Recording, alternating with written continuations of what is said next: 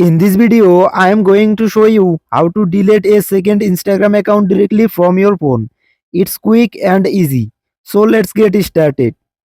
First of all, open the Instagram app on your phone.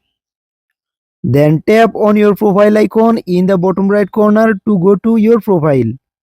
Then tap on the three horizontal line at the top right corner. Now tap on account center. In the account center, tap on profiles. Here you will see a list of all the account linked to your Instagram.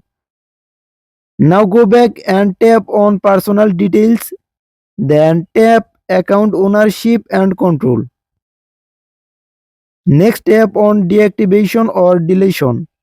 Then choose the second account you want to delete. On the next screen, select delete account, then tap continue. You will be asked to give a reason, just select one and press continue again. Now enter your password to confirm it's really you.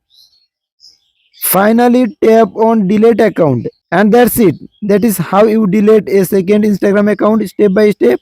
If this video helped you, don't forget to like, share and subscribe to our channel.